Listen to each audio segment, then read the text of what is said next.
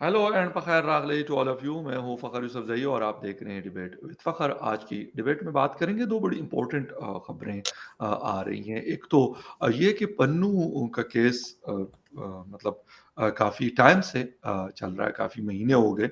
पहले कनाडा का था, फिर उसके बाद यूएस का आया। यूएस के फिर मतलब मैं ये कहूँगा कि शायद बिहाइंड द कर्टन्स बात भी हुई दोनों गवर्नमेंट्स की। लेकिन अब उनका एक डेलीगेशन आ रहा है उसमें प्रोसिक्यूशन के हवाले से कुछ शायद इंफॉर्मेशन लेने के लिए इंडिया का विजिट कर रहा है। क्या खबरें इस हवाले से और इसकी इम्पोर्टेंस क्या है, इस पे बात करेंगे। और इसके साथ-साथ पाकिस्तान में हम बिजली का रोना रोते हैं कि एक तो बहुत एक्सपेंसिव है, बहुत ज़्यादा महँगी बिजली है और सेकंडली फिर हमें बहुत ज़्यादा शॉर्टेज का सामना भी करना पड़ता है। लेकिन इंडिया इसी दौरान तकरीबन 14,000 मेगावाट जो न्यूक्लियर उनकी कैपेसिटी है, उसमें मज़ीद इज़ाफ़ा कर रहे हैं। क्या है ये खबर? इस हवाले से भी आज बात करेंगे और बात करने के लिए हमें जॉइन कर रहे हैं हमारे बड़े अच्छे दोस्त, हमारे भाई and analyst from India, doctor Abhishek Mishra साहब। डॉक्टर साहब, thank you very much for joining my show. Thank you Fakhar भाई। आपको और आपके सभी दर्शकों को बख़ैर रागलई। Thanks for inviting me, always a pleasure to be on your show. As you said, we शुक्रिया। Like a family to be together. Thank you, thank you, बहुत शुक्रिया डॉक्टर साहब, थैंक यू। अच्छा डॉक्टर साहब, एक तो पन्नू के हवाले से बीच में से खबरें बिल्कुल गायब हो गई थी मीडिया से, लेकिन अब कहा जा रहा है कि बल्कि कहा क्या जा रहा है, खबर आ रही है कि नेक्स्ट वीक से एक डेलीगेशन अमेरिकन का आ रहा है होमलैंड सिक्योरिटी का और उनकी बात हो रही है। इंडियन जो अथॉरिटीज़ हैं उन्होंने काफ़ी सारी प्रेजेंटेशंस तैयार की हैं। लाज़िमी सी बात है वो इसी सिलसिले में आ रहे हैं। लेकिन आपको क्या लग रहा है कि मतलब चीज़ें बेहतर हुई हैं? लाज़िमी बात है कि डेलीगेशंस आते हैं, पहले बयानबाज़ी बहुत हम देखते थे, कनाडा के मामले में हमने बहुत एक एक्सट्रीम लेवल देखा जब वो वहाँ पे एक खालिस्तान मूवमेंट के एक आदमी का मर्डर हुआ, तो उस वहाँ पे ज़्यादा देखा। लेकिन यहाँ पे चीज़ें ऐसा लगा कि दोनों ने बड़ा समझदारी का और बड़ा सब्र और तहम्मुल का मुज़ाहिरा किया है, न्यू दिल्ली ने भी और वाशिंगटन ने।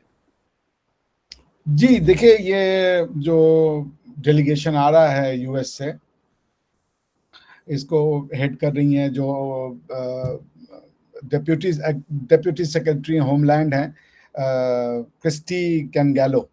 वो आ रही हैं और उनकी जो मीटिंग होगी वो officials of union home ministry से होगी।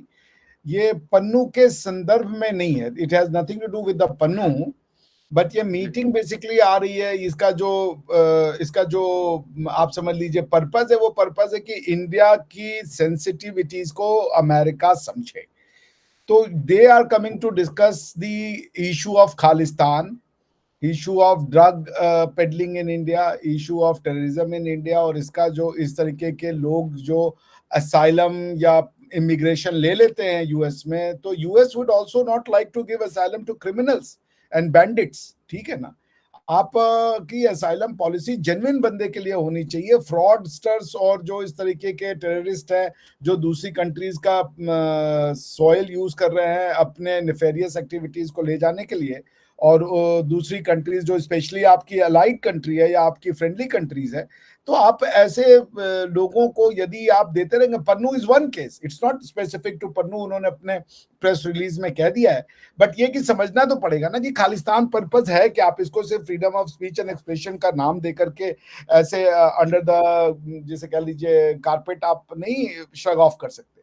तो it's a very good thing जो मिनिस्ट्री का अब मैंने वो देखा, उसमें ये कि इंडियन जो साइड है उसने प्रेजेंट किया है, they have prepared range of documents, dossiers, जिसमें है कि आप जो क्रिमिनल को असाइलम दे रहे हो कहाँ तक वो सही है, प्रो खालिस्तानी एलिमेंट जो है वो क्या किस तरीके की टेररिस्ट एक्टिविटी जो इंडिया में कैरी आउट करते हैं।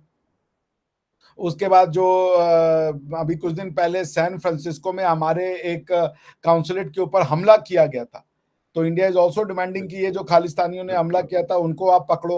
उसके बाद नॉट ओनली दैट, एक्स्ट्राडिशन जो है कि कई जो the one of the major demand for extradition is Pakistan origin Canadian businessman जो तहव्वुर राना है, उसको मांगा गया है कि भाई since he was connected to ये 26/11 जो हमारे देश में हुआ था, he was involved, he was one of the linchpins, तो उसको भी आप एक्स्ट्राडाइट करें। उस तरीके से और भी जो टेरर फ्यूजिटिव्स हैं या दूसरे जो फाइनेंशियल मैकेनिज्म के थ्रू इंडिया में टेरर हो रहा है, ये सब का एक पूरा प्रेजेंटेशन दिया जाएगा, so that they can be aware of the sensitivities की जब आप दे रहे हो, समझोगे ही नहीं मैटर को, बिना आप मैटर को जी। समझे अगर आप सारी दुनिया में समझोगे कि उनको तो पॉलिटिकल सिस्टम नहीं चलाने आता, वो हाई हैंडेड डेट्स कर रहे हैं, ये वाकई में पॉलिटिकल रेफ्यूजीज हैं, तो फिर इस तरीके के मिसकंसेप्शन होते रहेंगे। तो I think it's a welcoming step that both the countries have decided to understand each other sensitivity, और उसके लिए वो एक दूसरे के साथ बैठ रहे हैं, बात कर रहे हैं, ताकि लॉ इन्फोर्समेंट और डिफरेंट जो लॉ इन्फोर्समेंट एजेंसीज हैं, इंक्लूडिंग पुलिस या कस्टम्स या बॉर्डर सिक्योरिटी, होमलैंड जो भी सिक्योरिटी है अमेरिका की, they would be informed of India's concern. So it's a welcoming step, I would say. अच्छा डॉक्टर साहब, आपने खालिस्तान मूवमेंट की बात की। हम देखते हैं हमारे बलूचिस्तान के काफ़ी सारे लोग हैं स्विट्ज़रलैंड में, लंदन में। उनका भी खैर पाकिस्तान का अपना एक उनके हवाले से स्टांस है कि वहाँ पे वो लोग रहते हैं और मुज़ाहरे भी उन्होंने किए। इसी तरीके से खालिस्तान के लोग, तो क्या इज़ इट पॉसिबल कि वेस्टर्न वर्ल्ड, क्योंकि वो कहते हैं हमें, तो वो यही कहते हैं ना आपको या हमें, बल्कि हम हमारे जो ईस्टर्न वर्ल्ड के लोग हैं कि भाई ये फ्रीडम ऑफ स्पीच है तो हम इनको नहीं कुछ कहेंगे।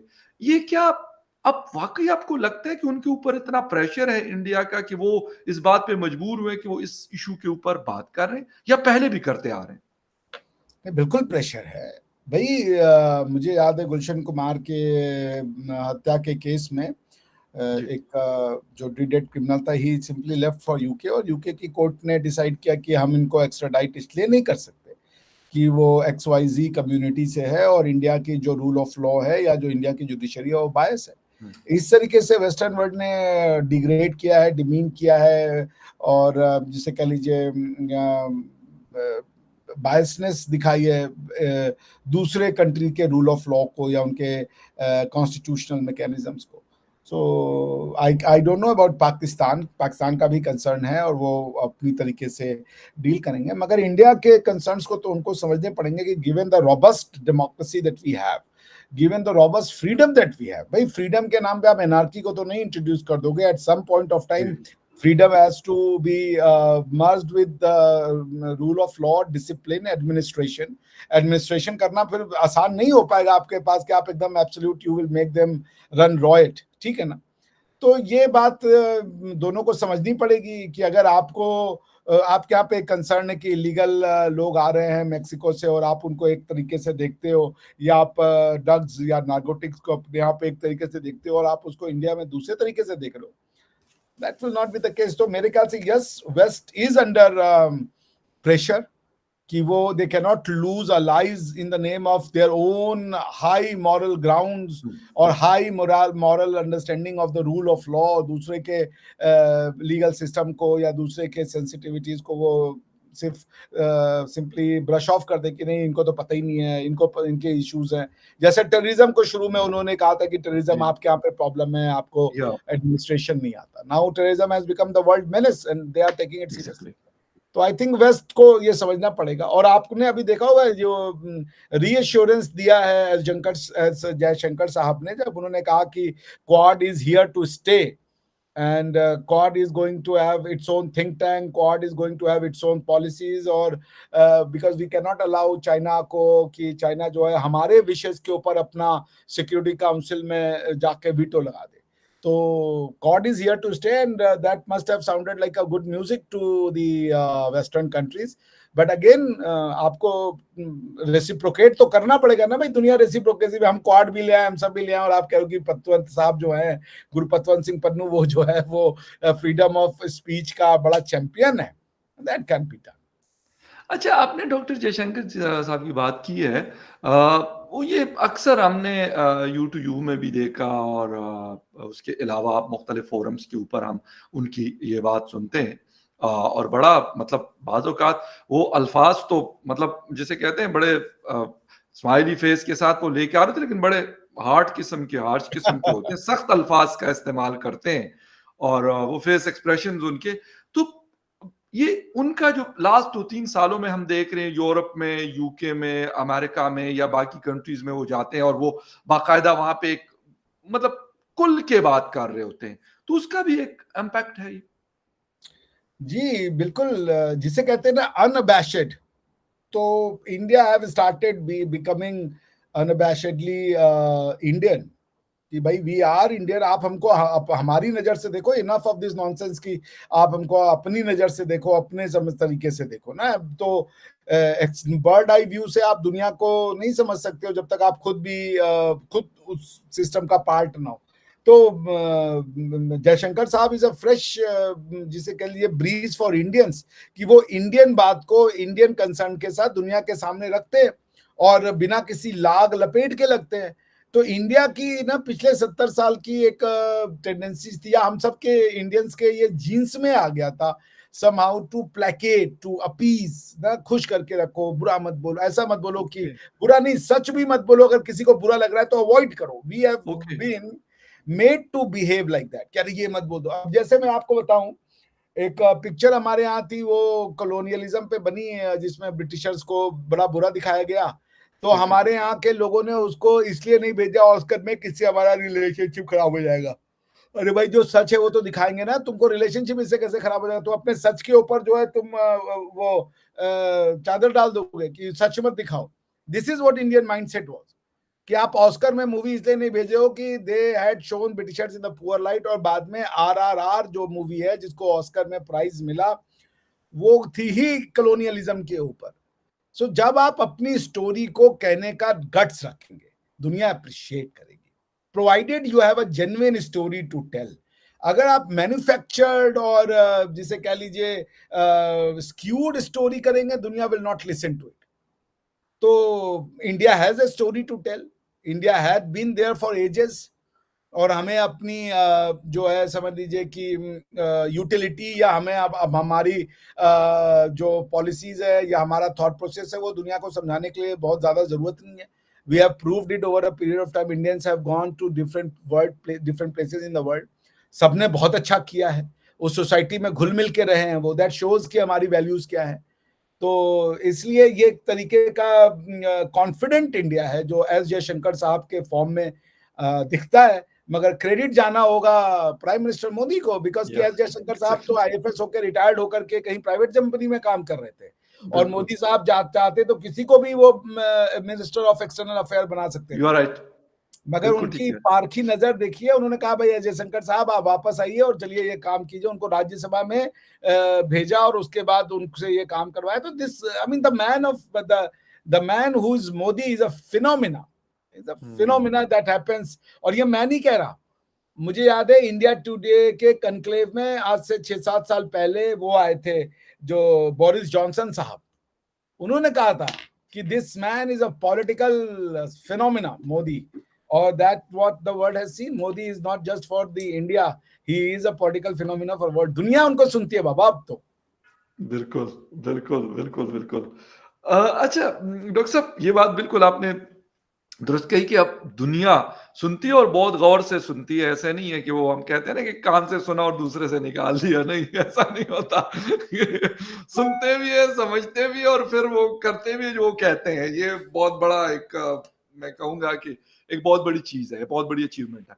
अच्छा, बात हो रही है क्योंकि पाकिस्तान में तकरीबन थ्रू आउट ए ईयर अगर आप यहाँ पे रहें तो आपको मेन सिटीज की मैं खैर नहीं बात करता, इस्लामाबाद में गर्मियों में भी सच कोई मतलब पावर शॉर्टेज नहीं होता, लेकिन कभी कभार वो भी हो जाता है जब कमी हो जाती है, लेकिन बाकी सिटीज बहुत ज्यादा मुतासर रहते हैं।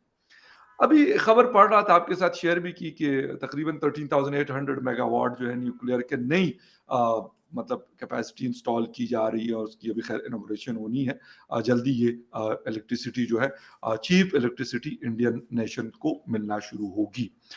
सर क्या मतलब ऐसी क्या चीज मोदी साहब क्योंकि लीडर हैं और एक अच्छे लीडर हैं इंडिया के, वो ये चीजें कर रहे हैं, क्या ऐसी चीज है कि वो कहते हैं नहीं वो अच्छा हाईवेज भी बनानी है, डिफेंस को भी स्ट्रॉन्ग करना है, इंडस्ट्रियल बेस को भी बचाना है, साथ में इस तरह की चीजें भी करनी, सिर्फ ये नहीं कि एक टाइप ऑफ इलेक्ट्रिसिटी प्रोड्यूस कर रहा है, कोल से भी बहुत सारे, लेकिन इसके ऊपर भी फोकस उनका होता है कि साथ साथ इसको भी बढ़ाना। देखिए, जब आपको गवर्नेंस का मतलब पता हो ना कि व्हाट इज गवर्नेंस, यस, या तो you know what to do.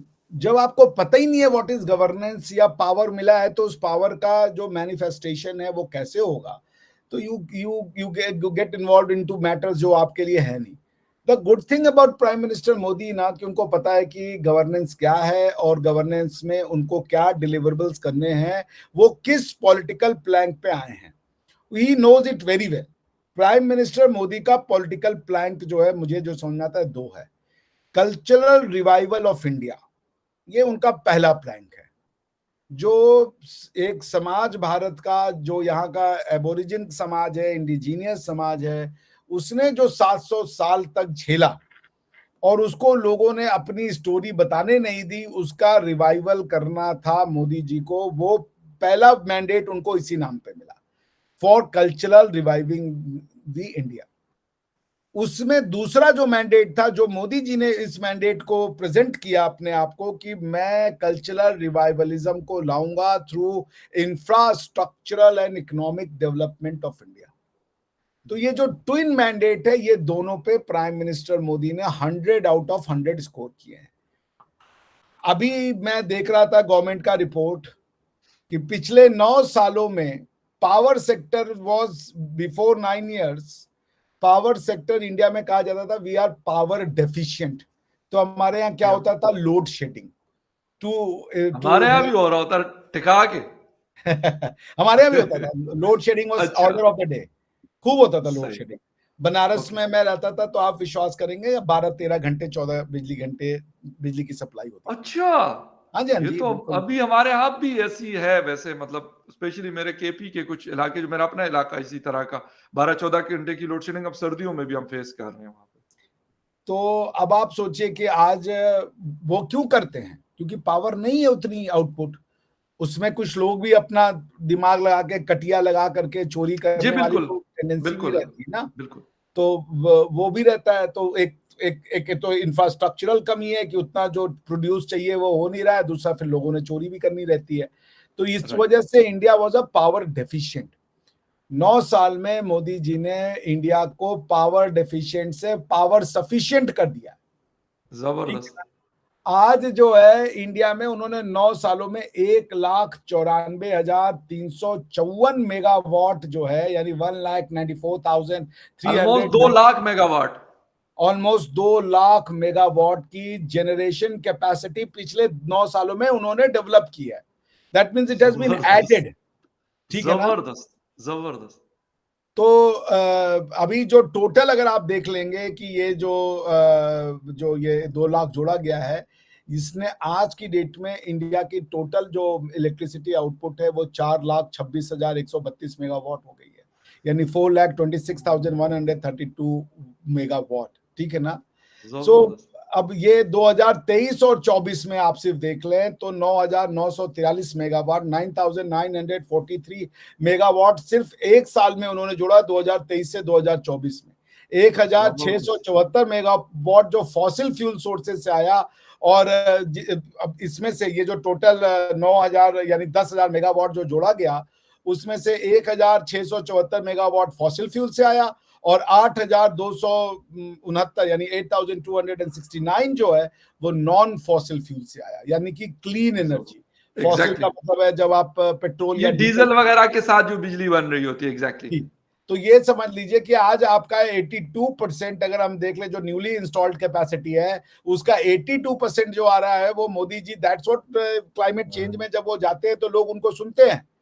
तो he is not just adding electric yes, capacity you या राइट, पावर जनरेशन नहीं, बल्कि क्लीन पावर जनरेशन के लिए वो जो क्लीन काम एनर्जी की तरफ वो जा रहे हैं। Exactly exactly. तो ये एक बड़ी अचीवमेंट है। अब आपको मैं बताऊं कि इस साल में 2023-24 में 7,569 मेगावाट ऑफ रिन्यूएबल कैपेसिटी उन्होंने जोड़ी है। तो दिस इज दैट शोज। अब उसमें से आप ये भी सुन लीजिए कि ये जो रिन्यूएबल कैपेसिटी टोटल 7,569 जो इन्होंने जोड़ा, यानी कि अब कंटिन्यूअस बिजली बनती रहेगी, उसमें 5,531 मेगावाट सोलर का है, 1931 मेगावाट वो पंचक्की यानी बिजली से बनने वाली है, बिल्कुल विंड वाला, विंड वाला। विंड 34 वाला। मेगावाट बायोमास से, 42 मेगावाट स्मॉल हाइड्रो और 30 मेगावाट जो है लार्ज हाइड्रो जनरेशन कैपेसिटी से जुड़ा है। तो और जो गवर्नमेंट का जो प्रेस रिलीज है उसके हिसाब से every village and household in India has been officially electrified.